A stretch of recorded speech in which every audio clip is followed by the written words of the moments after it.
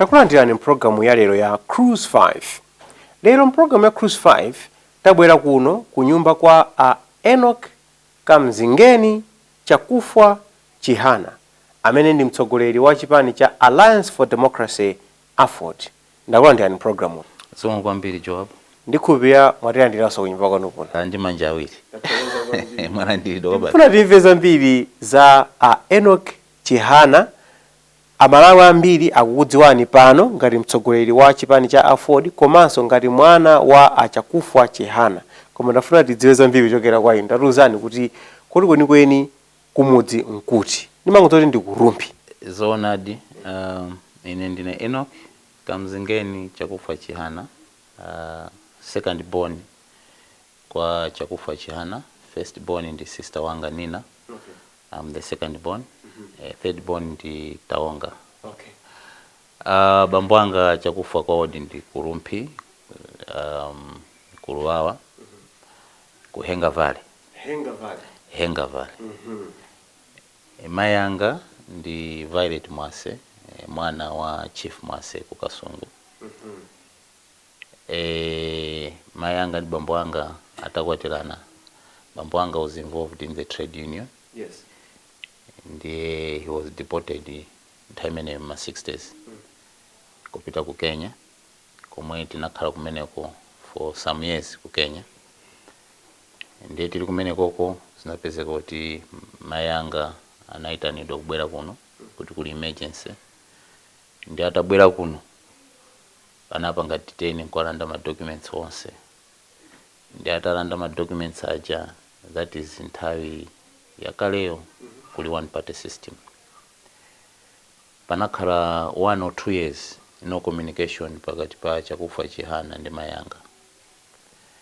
Ndiye time ene communication makhala za ma telegram, mafoni asalipo ambiri ndi makalata. Ndiye masiku amenewo every letter yomwe imatuka nziko kulowa imapangidwa vet. Ndiye ukalemba kalata kwa munthu amene sofunika kuti kati mfike simampeza. Ndiye Chakufwa Chihana samadziwa kuti kodi family yawo ili kuti. Ndiye anaganiza zotsatirako ku Malawi. Ndiye atafika pa Chileka anawamanga kuwapitisa ku Mikuyu prison. Ndiye ine after some time Mayanga anakwatiwa ndi akatola phiri omwe anali minister mu boma la Kamuzu for some time. Amene aja ndi andilipira school fees primary school mpaka halfway my secondary school. Ndi Chakufwa Chihana simunakhalire limodzi kumakula ndithu ngati mene amakhalira anthu kuti bambo akulera ana ake kumacheza kumadziwana. Mmene munene amkhanga nthawi yambiri nayo kuti athawa apita uko kenako ine mulungu kenako ali kundende. Talongosolani kuti ubale wanu nautani kapena kudziwana kwanu ndi abambo anu unali kotani. Naona bambo wanga ndili ndi zaka 7. Kenako nazawo naso ndili ndi zaka 10. Atatuka mprison. Bambo wanga sinazaona neso mpaka ndili form 3. Ndili form 3 mpamene anauza bambo katola phiri kuti now I can take responsibility of my children. Mpamene sopano anati mazizisa form 3 form 4 kumanditumiza kuma universities kunja. So he was responsible from form 3 form 4 in my universities kunja. So it's true, sina khalepo ndi nthawi yambiri yonena kuti mene munthu amakhalira kumakula ndi bambo ake chifukwa cha nkhani ngati zimene zonso. Fast forward to mmene zinthu zina zachitikira unapezeka kuti anthu amenyera ufulu ndipo alimbana ndi ulamuliro wa chipani chimodzi mpaka na democracy yalowa. Anthu ankayembekezera kuti Aford kapena Chakufwa Chihana ndi amene akadakhala mtsogoleri woyamba wa multi-party democracy kuno ku Malawi.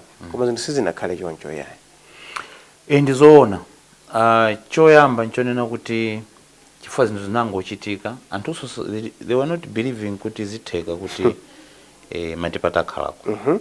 Koma our former president late Hastings Kamuzubanda atalengeza kuti yayi kukhale referendum itachitika.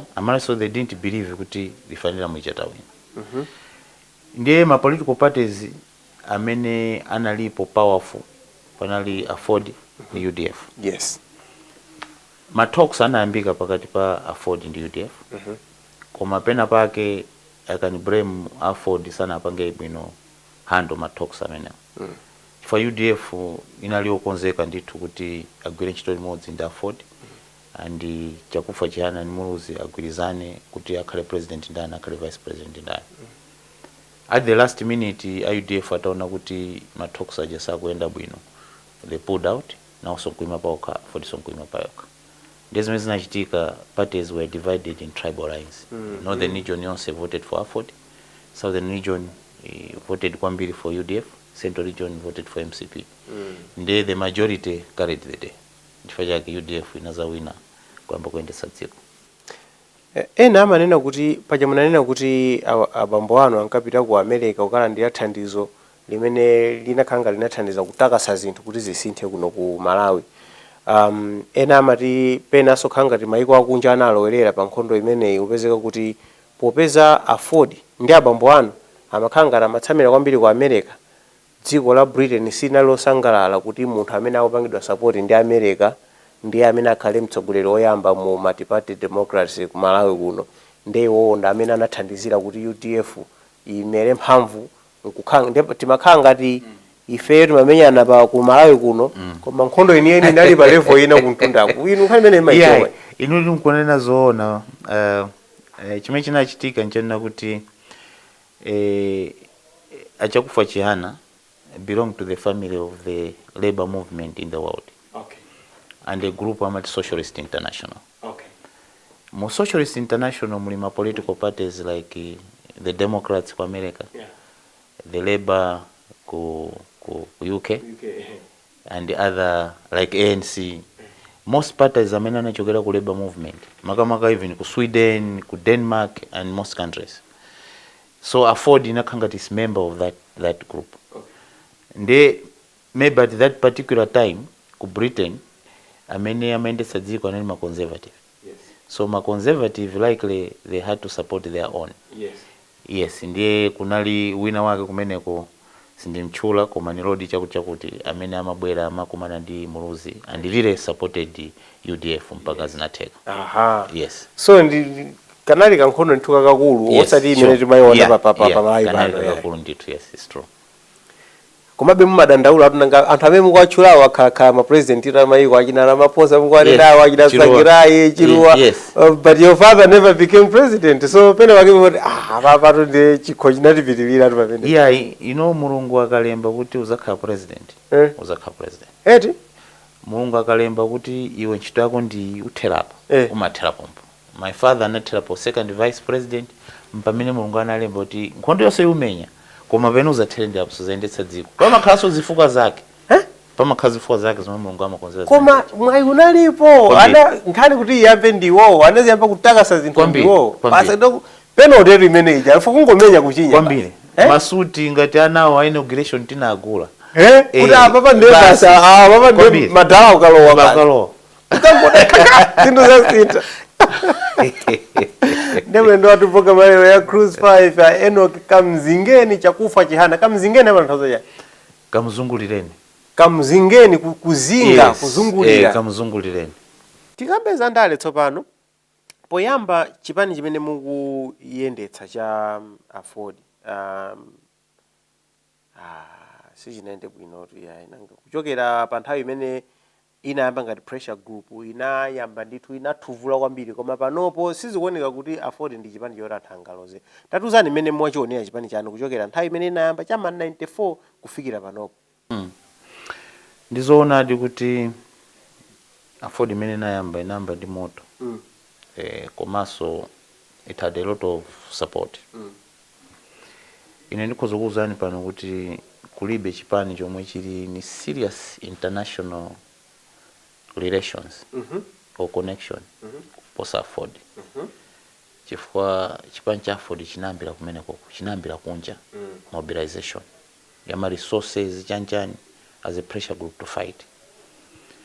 Titabwera kuno chipani chija the few anadza chigwira nkuchikhazika ngati belongs just to the few clique. Including my father as president.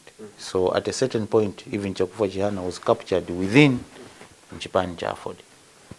Koma chimaenda be because it had a lot of sympathy and support ya anthu malinga ngati chipani chomwe chinakwesa democracy. Koma chinazamba kutsika chifukwa chanena kuti pena pake sinali ndi anthu pa ma policies amene timapanga. Nkuzafika pa point yona kuti chipani chiji chinapezeka kuti chili ma MP awiri komalizira kwenikweni kuti Chihana azikamwalira. From almost 36 MPs. From 36 MPs. Kwapezeka chakhandi ma MPs awiri kenapo MP mmodzi Loveness Kondwe. Ine mmene nimajoina Aford na joina bombanga tamwalira kale. Chili ndi MP mmodzi Loveness Kondwe. Atachoka Loveness Kondwe elections ya 2009 I think. Ndikunazarwa kwa ulimsisi. Castle Moss. Ine naza joina hii later in a by election. Kukanga tantawiri. So all the time in the Aford, the party has been quintessive care unit. Komata kati kuicho tsapo pangono kufikira zomwe tukamba lero zikuti Aford tili ndi plan and the plan ni rebranding yomwe tikuipanga rebrand panopa kuti chibwereso pakale pacha. Inuyo kukhala mtsogoleri wa chipani cha Aford zinangotenga rifa yoti abambo anu a Chakufwa Chihana anapanga nawo chipani chimenechi osati kuti munayenera kukhala mtsogoleri wa chipani chimenechi ya. Ndizoonadi kuti thinking ya anthu ambiri imangotengera kuti popeza munthu uyu bambo ake anali president wa chipani. It's the same to pass an example mpira. Mnamvapo kuti mwana wake napira usera mpira. Koma he was the best player mdziko muno. Chifukwa sangati. Bambo ake akhoza kina pira koma sangati. Messi akhoza ndi mwana koma if that mwana passion and talent alibe sangati ayendetsa. Ine nkhoza mwana wa Chakufwa Chihana ngati mama makachaso kani there's no people akhoza kuti nkhale president wa chipani. Osateka. Koma anthu afodimo mwaine anaona muchina chani. That's why I've survived mpaka lero mulankhula ndine president wa Aford. Chifukwa menene nimatengo president wa Aford. Chakufwa Chihana naye atamwalira kale. Ota Chakufwa Chihana akhoza kudabwa kwambiri kuti akuti mwana wawo lero ndi president. Koma mwana wacho yanaso anakhalapo MP. Mwana wa Chihana imweyo anakhalapo minister kuyendetsa dziko. Akhoza kudabwa. Mwana wa ine chifukwa samaziganizira kuti zikhoza zachitika. Koma ndimene Mulungu amazikonzera. Ndiye pakali pano I'm president of Aford. No chifukwa kuti ine ndinadzikakamiza iyayi. Koma the will ya ma delegates Aford kuti ndikhale president. Ndino okondwera ndi onyadira ndi mmene zisankho zakhazi kuyendera makamaka ma convention yanu kuti inu yakusankheni kuti ndinu president. Kapena pena maona kuti apa ndinangofunika ndiyendetse ndale zanga kupinda zinthu ziwiri kukankha icho kukena ku ndatuluka. Osati kuti it was necessarily the will of the delegates as you're putting it. Yes, it's first and foremost it's always the will of the delegates. Chifukwa chani ine ndimaganiza kuti ndipitiriza apa ndili apa as president of Aford. Choyamba nchonena kuti umadzaona the people amene who wants to fight you kuti ayendetse chipani. Umadzaona kuti maybe they are not stable. Chifukwa chipani chimene chili ku opposition chifukwa chake mala muno muli zipani zodusa 40. Koma nkono zipani zimene mumazimva ndi 3 or 4. Chifukwa choti to run a party ku opposition is not a joke. It's not a joke. That you know they have perpetually been in opposition. It's not a joke. It takes a lot. It takes a lot, and you become a sponge where you absorb anything. Chifukwa chonena kuti chilichonse chochitika nchipani, if you see anything it has to come from you. Umunda takhala panova ndandira message kuti kuchikwako chitika maliro ndene kanitumiza 10,000. Kunchinji matenda utumiza kanga chepe. Kuno kuliza kuti zinoneka uchokera kwa. But at the same time you have to live normally. Komaso sakumodisa anthu. Komaso the same people amene kwathandizawo, those are the people zafuna mawa to be the delegates to the convention. So it's not simple. That's why ambiri mavota athesa zipani alowa kuboma. Athesa chipani alowa kuboma in exchange for comfort. Zimatochitika zimene zikwambiri. It's not easy to run a political party. And amene akuganiza kufuna yamba chipani pa chitumbuka chimene zikhole zilimbe. Zikhole zilimbe. Alimbe nazo. alimbe nazo alipo ende ndito alogazeta akuzayambisa chipani nukha president wa dziko. It's not a joke. As we are speaking, are you proud ndi chipani cha Aford imene chilili kapena mukuona be kuti chito ndeda kale? I'm not. There are a lot of things that zichitike kwambiri ngati chani apapa chipani chi tachichotsa mu intensive care unit.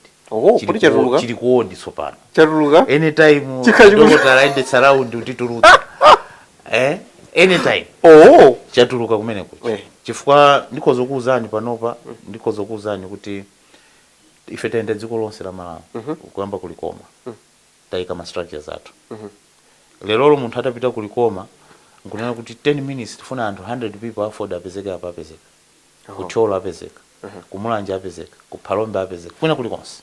We are ready. Even we are ready even lero to go and register chipani chathu ndi new political party act.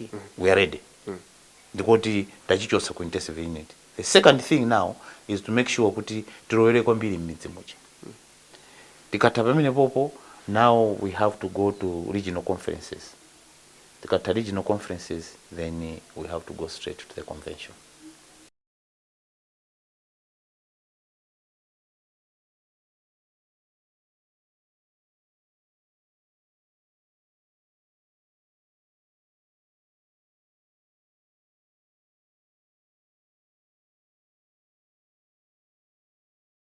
Takuandaniso programu ya Cruise 5 komwe tikucheza ndi Enock Kamzingeni Chakufwa Chihana. Tili kuno ndi kunyumba kwawo. Iwowa ndi mtsogoleri wa chipani cha Aford chimene anthu ena amanena kuti ndi chipani chakumpoto kokha. Inu mukamva zimene zimamva bwanji? Ayi sizoona. Aford is a national party. Koma chipani chonse chimakhala base where it can take off, it can land. It's not only kuno ku Malawi. Mutatu muonetsetse even ku South Africa ANC ali ndi kumalo kumene ali strong. Ku Cape Town ANC is not strong. Kuti muone DA ku South Africa nayonso is strong ku Cape Town. West, as you say, Western Cape. Koma it's a national party. Ku America, give an example. Tinanizi sanko posachedwa maona kuti Trump ndi ma Republicans are strong in other areas, in other states.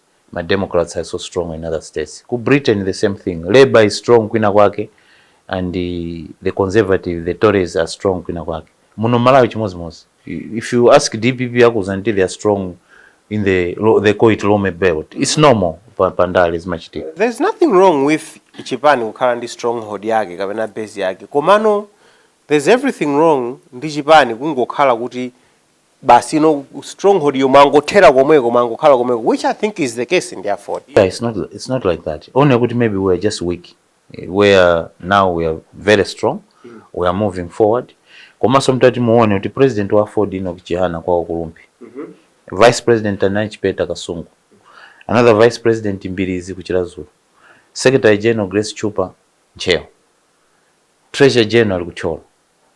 The only top position ya president ndine from the north. 2018 chinachitika ndi chani pakati pa inu ndi Frank Tumpale Mwenefumbo?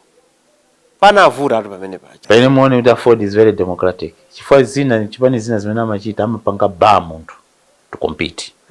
Kumuletseratu even convention sangafike. Or he cannot access my delegates. Chipani chimathokonza zimene zicha. Koma ife tinamufunsa kuti yeye apanga access my delegates, abwere ku convention tipikisane.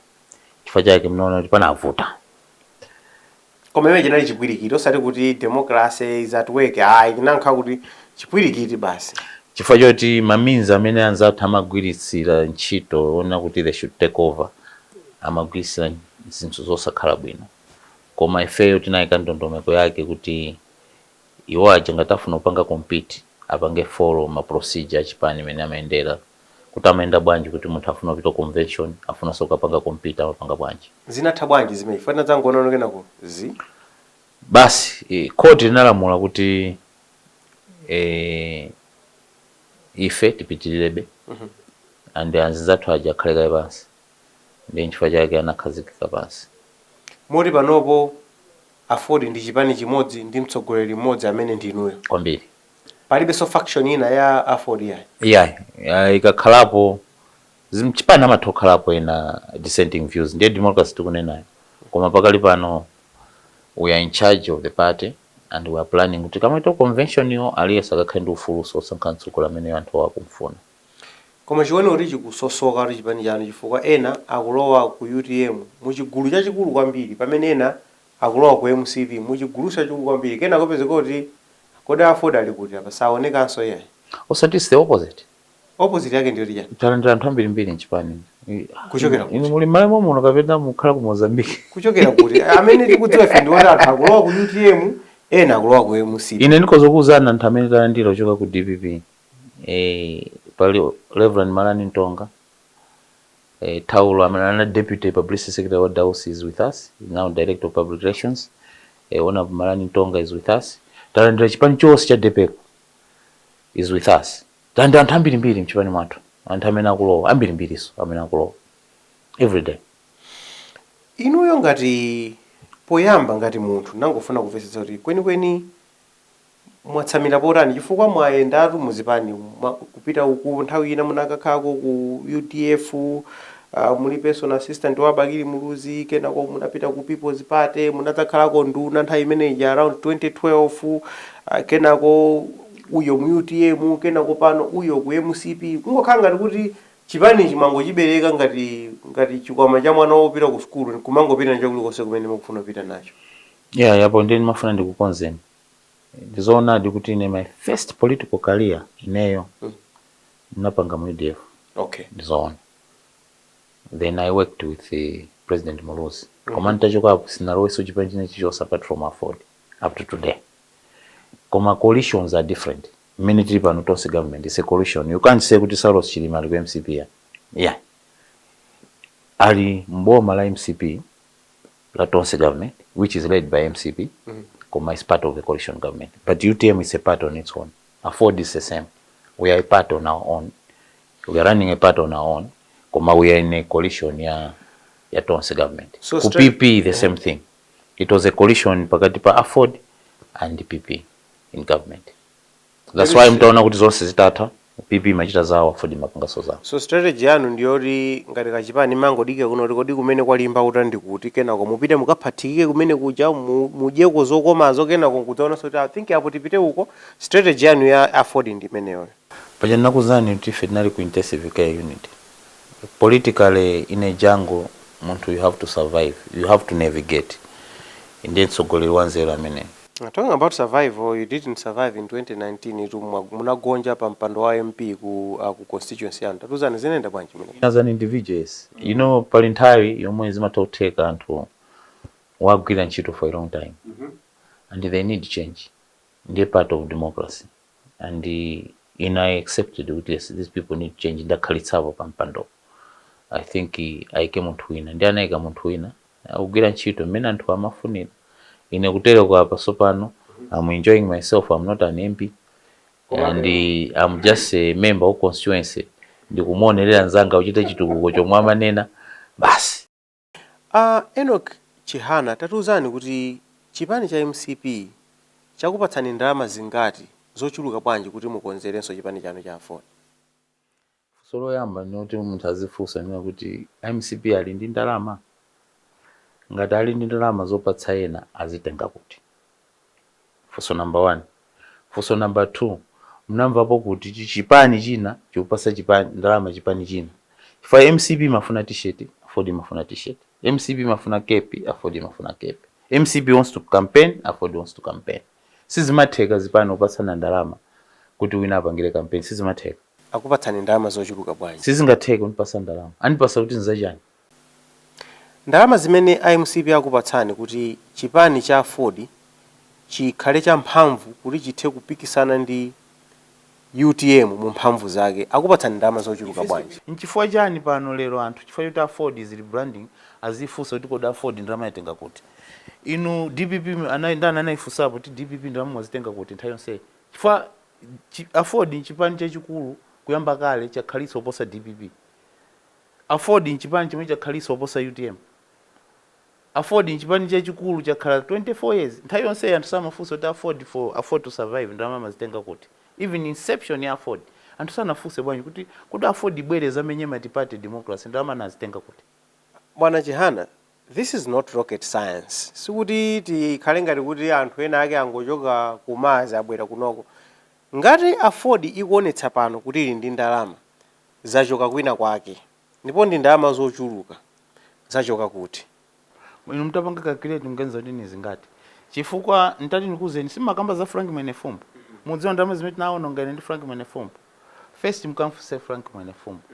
Ine kuti mundifuse pano to convene convention. Kuti convention ichitike is 50 to 60 million kwacha. Kuti muitane ma delegates onse apezeke mara amodzi. Kuzakhala 2 days 60 million kwacha.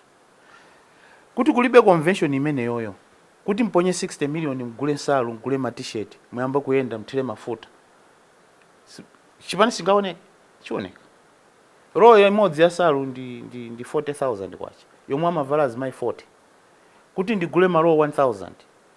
Kuti Aford izienda apa anthu sanena kuti chipani chioneka. Ndalama zimene tinapereka ku makhoti kulimbana. Ine roho ya waine yekha 10 million. Kulipira.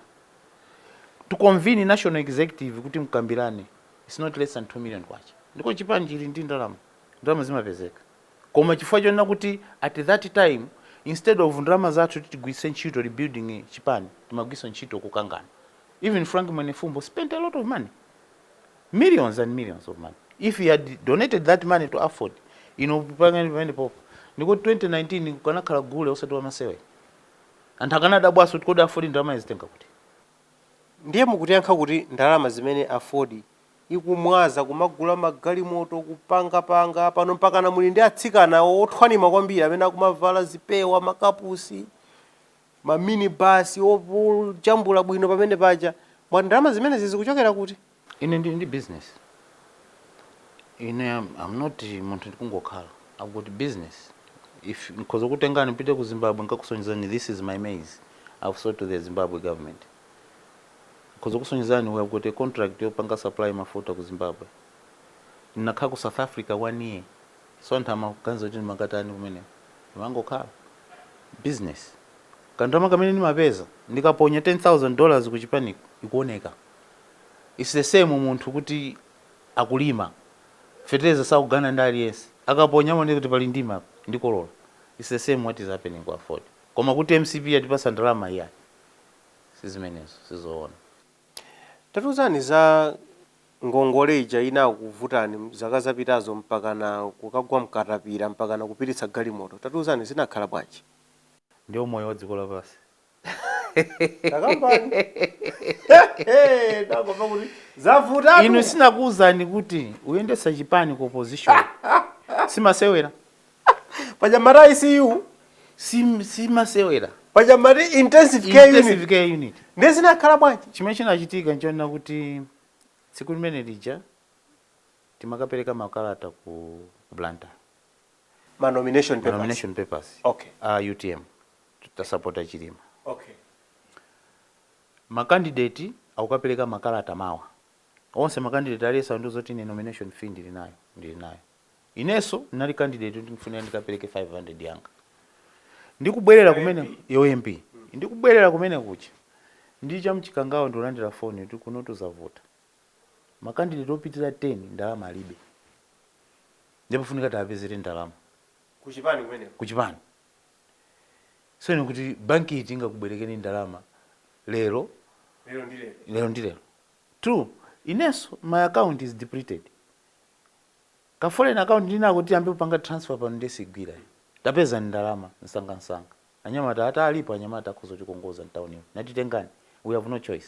Otherwise kuti anene kuti makandidate 10 Aford alephera kupereka chifukwa cha ndalama ndesizikhala bwino. Koma ine ndipange kaziwoche ndika moto wanga panjanji taperekani apite ku nyumba akatenge galimoto. Anapita akatenga galimoto anyamata acha. Kuti pasa 5.5 million. Ine ndakafika ku Lumpi nathamanga kuwabwezerapo 2 million. Koma chifukwa tinaiso in the middle of campaign. Nazo ndikabwera kumene kuno kupasa soni zina. Ndiye kuti kuja ngongole kuti ikwenda ikuthamanga amathamangisa anyamata amene acha. Akuthamangisa ukusa unopyeza yayi sife tifuna ndalama zathu date kukwana 1 week. Ukwana 1 week ijana peza 1 million ndapasa. Nsanga uku campaign kuyenda ukusa anthu apanga demand ma t-shirt ena apanga demand izi so kupena ndigawe zina zipite ku constituency izi zina zipite ku constituency izi ina ndipeleke ku katapira kena kona uzoti atenti misekai tigwizane za ujeni za interest ndizingati ngopeza kuti apanga double ndapeleka kondrama chabwino ndekatapira amene I'm going to South Africa ndikachoka huko ndikulipirani ndi South Africa natumiza 2 million so which means kuti muone ndrama ije yonse inabwezedwa kena kwa nyuma taja nkupeleka soti yayi ngakama tipaso 2 million you have to pay us ina 5.2 million uona total 10.2 million so ine kuiona nkhani kuti bwanyi ndingopita kwa lawyer wanga so I went kwa lawyer kwa Khonyongo achimwene there's this situation tipange bwanji lawyer jata bwanyi ndingopita nzo kwa judge akatiuze zochitika chifatika ngoisi izingopitirira mpaka zakulandana zinthu zimene zikulu ndi nchifukwa yake ine ndine napita kwa lawyer ku court kuti tatithandizani ndakhota atapanga assess bwino bwino ati yayi imene zili apa mungu walipira 5.5 million iyo koma usati ifike ku mateni chakutiko yayi ndiye basi na paid so koma imene inaperekedwa yonse pamodzi ndi almost 10 million ito kuphatikiza ndi imene mapereka mo yes koma nkana zisiya imapereka ma 15.2 so imene yesi inali ngongole ya inuyo ngati Enock Chihana ngati munthu ayi koma zinali zakuchipani usati ngati ine ntenga 5 million nikachita nayo chani oti zanga ndili nazo because mzisiyanitsa nkhani ya chipani ndi ya personal ya personal my life is very good problem ndiye kuchipani chipani cha Aford ndalama ndiye chilibe it's a fact muno so mmalawi mtati muone zipani zambiri ndalama zilibe chipani muno to be honest chomwe chili ndi ma assets ni Malawi Congress Party UDF ndalama ilibe singa ipange declare kuti ife ndalama zathu nimwe kuti mwakuti ayi UTM singa pange declare ndalama zathu nimwe kuti mwakuti isi individuals amene amapanga contribute ku chipani cheche ziyenda utetengaso katapira ayi singatengeso even wachipani vano singazatengeso napsha manje mwajimina iya mamane Chakhaza je alibe ulemu satha ulemu iya akuyerusa anthu ntawuni fadzina anu ile pali pose iya yakwesa ntawuni iya chigawo chakumpoto zinthu zikuyenda bwanji mukamaona I don't want us to start getting tribalistic or regionalistic komabe anthu ena akhala kudandaula kuti tikamaona zitukuko mu dziko la Malawi lino zimaoneka ngati sizimagawidwa mokwanira malingana ndi zigawo zimene tili nazo chakumwera chapakati ndi chakumpoto nafuna kumva kuchokera kwa inuyo kuti mukamaona zitukuko mmagwirizana ndi maganizo ameneyo kapena inu mmaziona mwina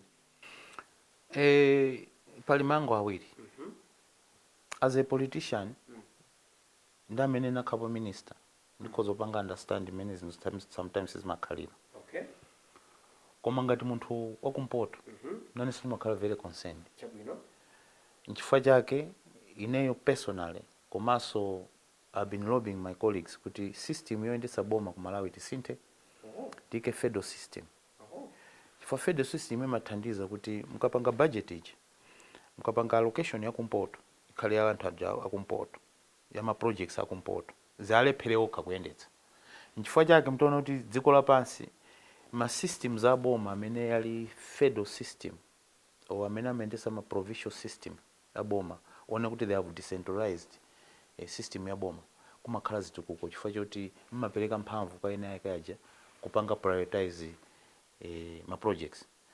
It's very pathetic kuti the whole member of parliament amadzuka mparliament mufusa boho uchoka kulumpi kuchitipa uchoka konsanje ubwera kuno mazafusa boho kuti mafuna mukani kumbire boho.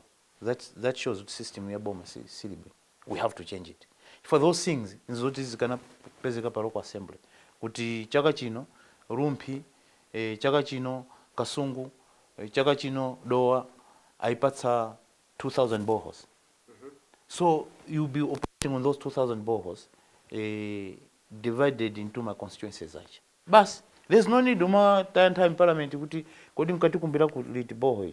It seems kuti this system ya Malawi tisinthe kuti zinthu zikhala pa ground muje tizikambirana zinthu zikulu mabwera kulilongo makazakambirana zikulu usizinthu zimona kusenza kuti ndimakhupira kuti federal system of government ibwere kuno ku Malawi and it work. I know and I don't want us to go down on that road for nkhani yotelera kwambiri because kuti program yasintha again for the next 2 hours tingokamira nkhani imene koma ena amaona ngati kuti mwina ndi power hunger, the hunger for power for anthu amzigawo amene akuona kuti anayiwerenga system ndi ananena kuti ifeyo sitidzakhalako president wa dziko lino, ndiye pachifukwa chimenecho tiyeni tingogawana kuti mwina tikagawanako at least ife ndi tikukhala ndi a realistic chance yoti tidzayendetsa osati zimene munena zoti zachitukuko chanchani olotati tipange federal system uyo anthu ena amene kuti sizingasinthe ya mapolitician ndi omweyo ma systems ndi omweyo otati tigawane ku north komweko ku center komweko ku south komweko muziva anthu akukhadzulana kumeneko. Ndikuzeni kuti issue ndi system. Lero mufunsefunso tonse government sinalowa mu June amene ali ma civil servants tachosapo ndani zintchito ndangati tachosapo even 20% ndomwachi system atabwera Bakili Muluzi anapanga inherit akamuzi omwe aja system kuchoka Bakili ubwera Bingu ngati anachotsapo maybe 10% system mukwenda ni system imodzimodzi which has failed this country. Ifeyo tatenga tonse government system ma directors ndomwacha system so mkaisuntha system ije system yeneje ifunika usunthidwe chifukwa nkhozo mango usuntha ma government kumapanga blame kuti they are not developing this country koma their system on top, they are sitting on top of a system that is there that even a Joab ilero kupatsani minister of education sipalibe chimwe mukasinthe pomwe mukakhala nokha mu office bwera kuja PS akapanga ni brief kuli izizi lero mpita kuzomba mama mpita kwakuti zimene muzikachita you can't change anything system koma mkaisintha system nkwapatsa ini yake maloko assemblies councillors should decide developments city assemblies should decide planning and development, give them money. It means you have localized it. Komatu decentralization itu ikupanga zomwezo tu ikupereka mphamvu ku anthu so kuti panopo ndi system metu pano we are in a decentralized system yapakamo ndi yapakamo imene ndi yapakamo ku assembly amathokuza ntanda 5 million apanga nayo chani 5 million assembly palibe koma you have to make sure kuti kuli ma systems proper governance madera muja and things pitani kwanza zanu mkaone the way South Africa is going there mpite ku Ethiopia pano Kenya and if when we are talking federal system it doesn't mean kuti titenga kuina exactly no it has to be a Malawian system a Malawian federal system of government yo fanana soni makobila amene ife tili nawo chifukwa lero mfuse ene kansala mfuse nene kansala are you happy that now than imene unasankhidwa akakuza ntiya ungapange chitukuko pa wekha akuza ntiya koma ukamfuse munthu wakumuza kuza ndi chitukuko chili ku assembly why ku assembly there is nothing koma bengakhale zinthu zili choncho ena amaona kuti inuyo ngati mtsogoleri wa Aford ndinofoka komanso chipani chanu cha Aford ndi chofoka chalephera kugwiritsa ntchito mwayi umene chili nawo kuti chipange lobe kupempha zitukuko kuyankhula with a strong voice and Aford sioneka atu yayi even pa national issues sioneka kuti kodi Aford ili pati apa nkhani imene imachitika mu 2019 2020 pamene anthu amakhala kuchita zionetsero kusenza kukwiya ndi imene chisankho chinayendera Aford simaoneka kuti ili pati inu muli ku South Africa nthawi imene mukupanga mabusiness umeneko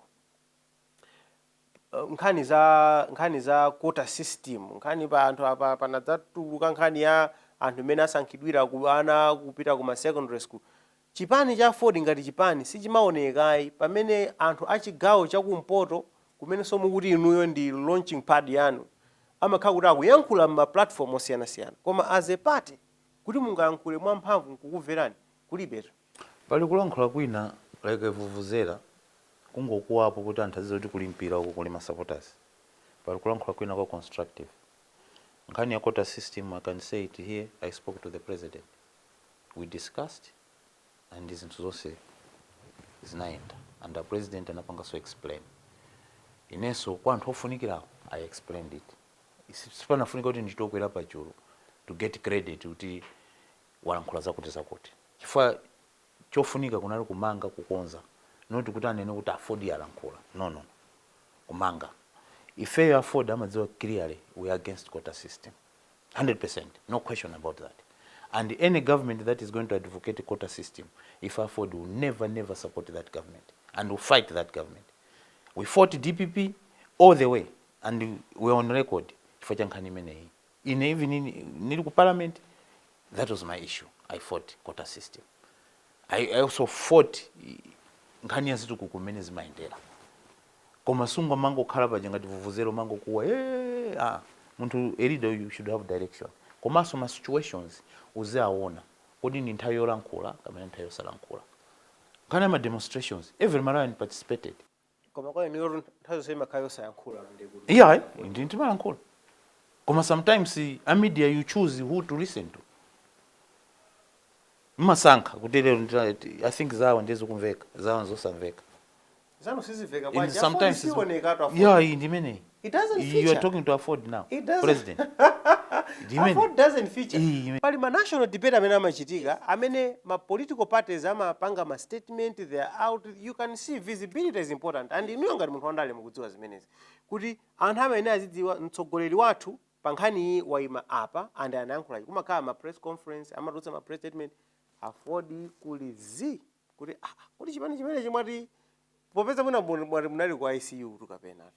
That is part of it. Koma pa maishu zena takati kulankhula. Maishu zosiyana. Do you think you've been doing enough? It's not enough. It cannot be enough. Because it will be enough. And we are still talking. We are still moving.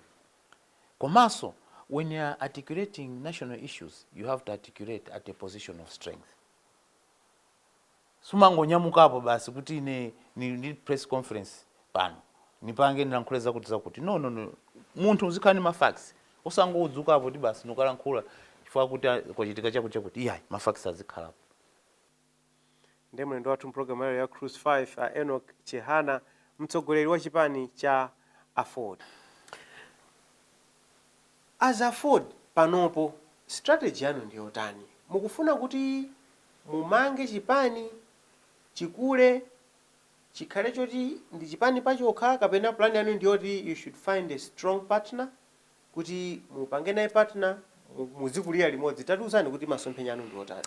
Yeah, I don't think kuti anthu ngamane timange chipani tipeze partner ndi it's a wrong vision. Manga chipani kuti mukhale chipani panoka ngati Aford. And Aford ndi apa yokha kulibe chipani chine chimatipangira ma decisions kapena chimatiyendetsera. Tili national executive yathu timakumana about 57 people ndikukambirana direction policy ya chipani kutiyenda chonchi. Pakali pano tifuna kuti ma weaknesses anthu onse tiakonze komanso chipani chitatsegula uyafuna kulowa alowe. Maona amene akutuluka amatuluka. Ofuna kulowe alowe. Chipani si cha munthu, si cha ine, si cha Chihana family. Chipani ichi cha people of Malawi. Amene afuna kulowe alowe akulandiridwa ni manja awiri. Kodi convention ina ichitika liti ngati mungathe kudziwa? Kutero kuti mafuna tipange convention mwezi ubwera wa April. Yes, koma chifukwa cha COVID. Ma process ena tinamalizitse. Ndiye national executive ikumanabe tikatazama by elections au chitikawa. Cha May ndopanga decide kuti tafika pati. Convention nditu yori mpaka na mpando wina uli wonse anthu akapikisana. Nthawizo Aford mpando iyo samapikisana. Timatsegula. Inuyo mukapikisana nobe mpando wa president convention yali chitika. Ine sinapange decide. Pakali pano mandate yomwe ni pasa national executive nyona kuti tiyambeso kumanga so chipanichi.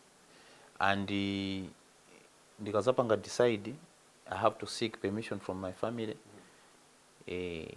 Ngati my family alina kuti aenda chitapo basi ineyo ndikapoma ndikachita zina chifukwa dziko la basi tuzochita nzambiri chifukwa anthu amaganiza kuti munthu zochita zikhale za ndalezo mwezi iyayi zochita ni zambiri ukhoza ukalima kumudzi munthu wandale akamankha chonchi ndiye kuti adzapikisana nawo iyayi chifukwa kanakhala kuti mwapanga chiganizo kuti simudzayima siku katakhala kovuta kungonena kuti ineyo ndiye saname ndachitako mbali yanga koma ungamati ndikanaganiza ndiye kuti akufuna dzaime wangokhala kuti sakufuna anene pa nthawi imeneyo.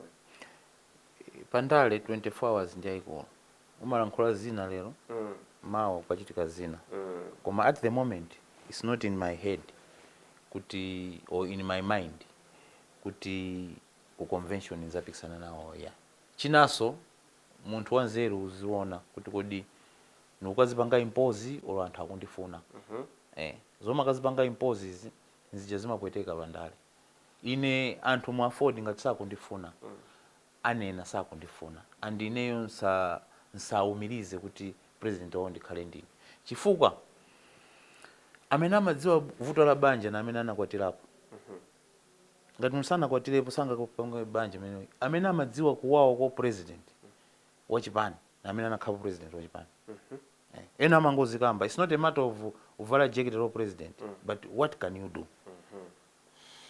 koma inuwo mavuto ati kuti mutsike pa mpando wa president if what happened in 2018 is anything to go by simulokozeka kuti mungausiye mpando umenewo. Iyayi chichewa chake ngati munthu afuna unitsitsamwa mavuvu ndiye mavuta umadziwa mavuvu ino checho ndiwakuda wadi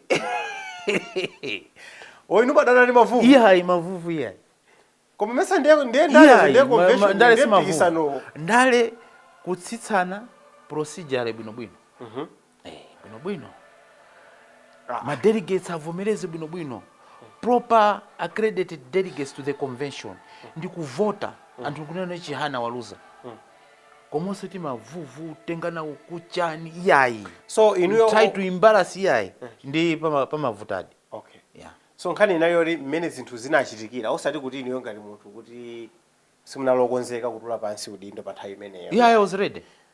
Even chimwene lerolo national executive tata Chihana siyani paso udindo I'm ready to go. Chabwino. Posachedwa apa panaphulika nkhani ya mutonse administration mwanu momwemo pamene anthu amene kuti yayi iwowo ndi anthu ena akumakhala ngati afuna azilowerera ntchito za ku National Oil Company of Malawi. Inakufika nkhani imeneyi chifukwa anthu ena anabwera kudza yayi mtsogoleri wathu nkhani imene siri kumukhudza yayi panatchedwa mayina anthu atatu akuluakulu amati mukumafuna muzilowerera ntchito za National Oil Company kuti madiru taperekani apo tapangani chonchi. Sopano ine ndilamulira madiru aja ngati ndani ineyo mmene ndili pano ndinu mtsogoleri wa chipani cha Aford chimene ndi membala wa Tonse Alliance imene ikuyendetsa boma. Membala ndi wina koma kumene kuja ku fuel energy kuli minister kuli machair ama board kumene kuja kuli board full board kumene kuja kuli management so mukayika line pamene pa Chihana angaoneke papati pamene iyo ni mbalina ineyo as a businessman as a Malawian ndi right to look for business no question about it. Kandifuna business kwa education nkufuna kukoma ma desk kwa tulukatenda ndipita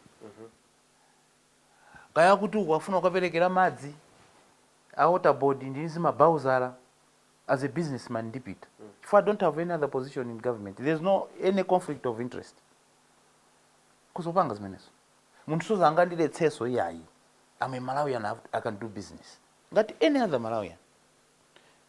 Koma vuto la Malawi akakhala mwenye akakhala nzungu there's no problem koma akakhala Malawian mumchula ine there was no need unchula nkhani manager sine so paraim yazimenezo posachira basi naona article ya Nyasa Times akuti a certain senior official wa Aford akuzembera ino akuzembera ino uzazembera ine vele amari mwatali kaya za kunokima komweko koma ndio utsiru pachasufuka popanda moto ine even mtafusa kunokima sana ndionepo nkhope yangayi chilipo chimene mukuchita kunokima ku office ya nokima sinapiteko chilipo chimene mukuchita I've got friends amene mapanga no business amene akhala panga bid mafuta kuno akabwera zopanga business they come here we have dinner that there's no problem about it chifukwa ajaso I owe them money they owe me money tima to panga zimene zozo before they have been supplying mafuta ena kwina we have been doing other business kwina kwake so when they come to Malawi the point of connection munthu otanga mpezitira nkhulani ndine ya mwabwera kapangera amakaenda kumene kusainda ndine apita akapanga ma business awo abwera bwino maganizo anu ndi otani pa zinthu zimene zikuyendera mdziko muno padakali pano? Dziko la Malawi tsopano lasintha ulamuliro wake kuchoka ku DPP kupita ku Tonse Alliance yomwe inuyo ndi membala wake. Kuti uone zimene anthu ena akunena, akuoneka kuti sikokhutira ndi zinthu zimene zikuchitikira, amafuna zinthu zitasintha koma mofulumirirako. Inuyo mukuziona bwanji? Nzoonadi kuti anthu ambiri akudandaula, boma likudziwa, a president akudziwa, a vice president akudziwa, ma ministers akudziwa. Koma sometimes amene amadziwa mavuto ali mkati mwa boma amene zikukhalira ndi anzathu amene ali ndi maudindo acha. Tikanakhala kuoneka patience pang'ono, tione kuti kutsogolo kuzikhala bwanji. Ndikudziwa kuti a president sakugona. Even lero mtatimba mwafusa president akuza ndi mmene magona 3 hours. Every minister, kulibe minister angakhale pa position manager nomafuna kuti Malawians should suffer. No. Kulibe mtsogoleri angakhale pa kuti Malawi azivutika zibe kanthu. No, sizingatheke. They are doing what they can to make sure kuti economy iyende. Choyamba tione kunja kuchimanga. First thokoza president ndi timu yawo. You have done very well. Ndi Malawi tizivomereza kuti sometimes thokoza chomwe munthu wachita, then somano tachita nchachiwiri, tachita nchachitatu. Nditithandizana. Ndiye kuti kulonjeza kuja ankalonjeza kuti zinthu izi zidzachitika mu 6 months yoyamba, zinthu zidzachitika mu chaka choyamba, linali bodza chabe limeneli. Yeah, sibodza. Munthu aliyense kuti upanga achieve zinthu uzikhala ndi vision, komanso uzikhala ndi time frame. Time frame ije ikavuta, umadziwa kuti apa zavuta, I think this I engage another gear. In life zimachitika. Umatonena kuti mmene ali mila Aford apa le chaka chino, ndigula galimoto, akazanga ndigula nchitenje, kwafika pamene umauza umabwera ndakwaza kuti akazanga mwayiona sell sheet. So chitenje sitigula, galimoto sitigula, choyamba tilipira na school fees. Sikuti umanama ya. Koma it shows your projection, your vision. And that vision, Tonse Alliance inachoke. 1 million jobs yenekere perekedwa. Malonzi kwa Anyamata, ndalama nthumba zikhalepo. Chimanga ndi chimenechi. Zimenezi zilipo ndithu zoti zikhozochitika. Kumbali ya ntchito yolimbana ndi katangale ndi ziphuphu mdziko muno, ndinokhutira kuti ntchito imeneyi tapanga engage gear ya mphamvu yoti tikhoza kuzula mchitidwe oyipa umenewu mwansanga, kapena tayamba kulisisira pang'ono kena kulipeza kuti lakhwimaso. Ndizijanmanena kuti mkalo wa mboma kumene pamakhala system. And system ije ikakhalitsa imavuta kuti muipange break. Ndiye apapa the focus of this government is to make sure kuti system imeneji aikonzeso. It's the same kuti pali galimoto yona kuti engine sili bwino. Nkuchipenta aliyeso kugula kuti ganzo galimoto ndiye nyuwani. Chifukwa chake ndimati yese galimoto. Ndiye ife kuno ku Malawi the whole system has to change. And ineni mapanga emphasize.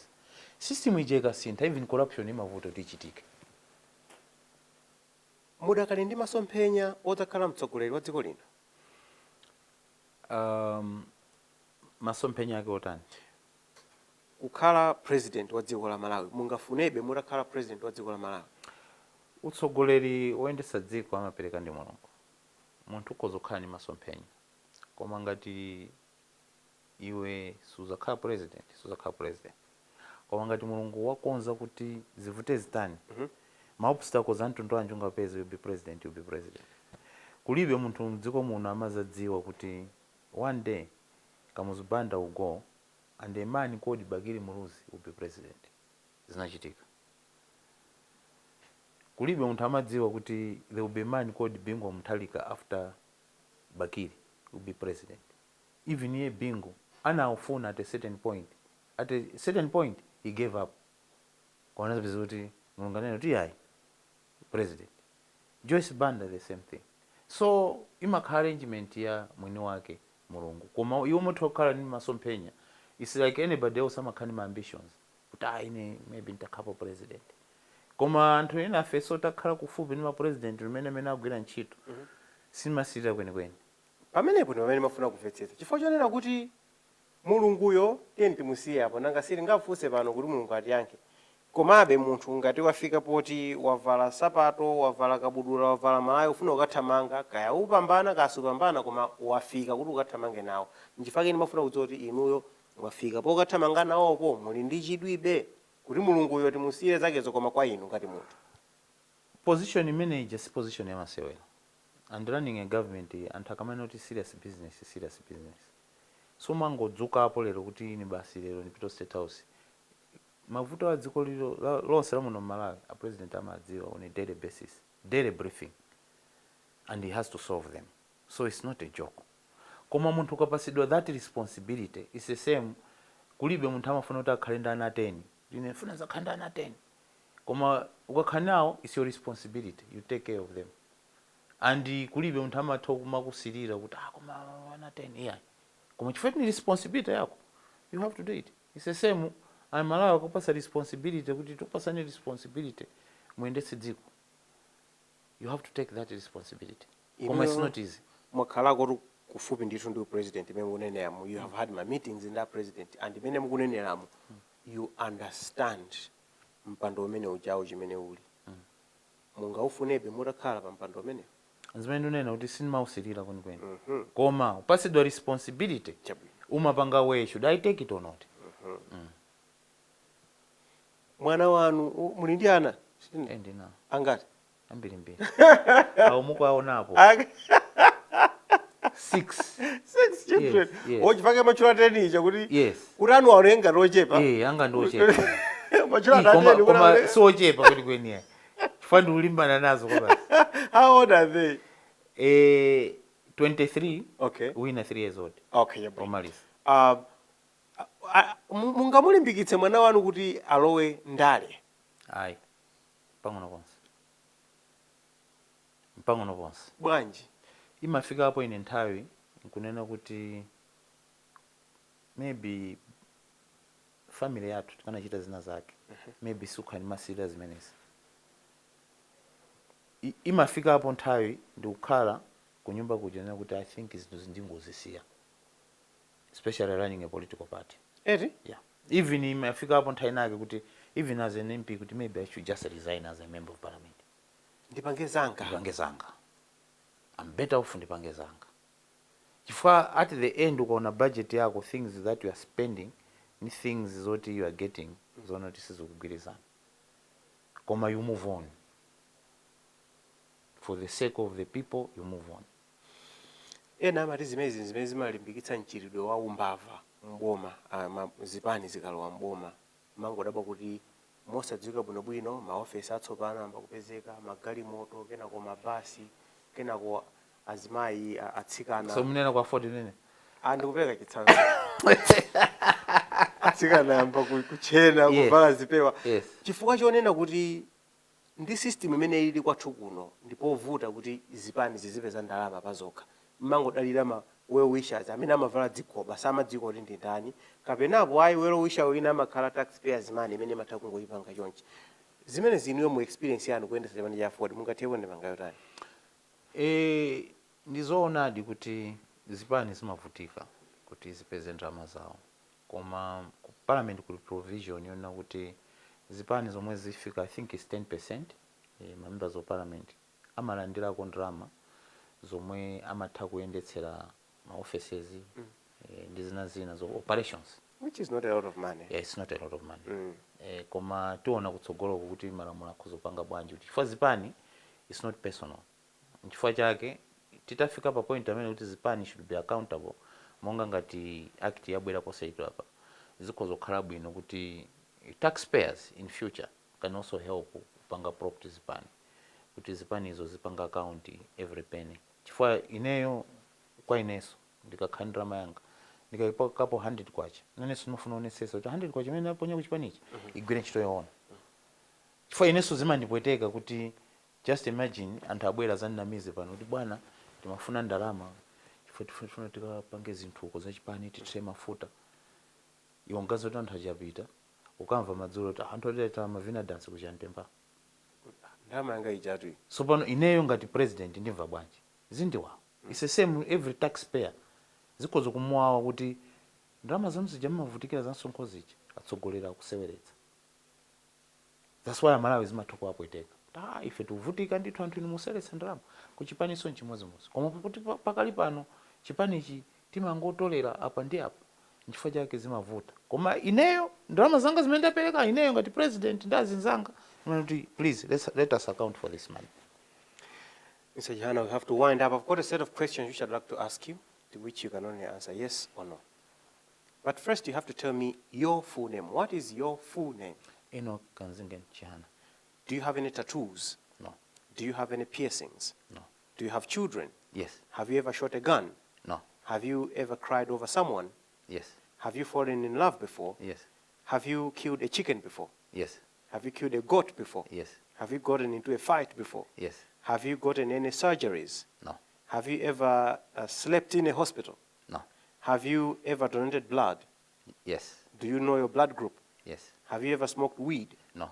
Would you smoke weed? No. Have you ever drunk alcohol? Yes. Do you drink alcohol? Yes. Have you broken someone's heart? Yes. Probably. Probably. Have you had a crush on someone? Yes. Would you want to be the president of Malawi? Not sure. If the next Aford convention came, would you contest for the seat of president? It's possible. That's where we wind up our program today. Ndatukoza kwambiri Chihana ifanye kuti patsa mayo tidzacheze nawo kunyumba kwanu kuno. Thank you very much, Joab, Chakhaza, and I'm humbled kuti mnabwera uzandiona kuchisa kwanga kuno. Zikomo kwambiri.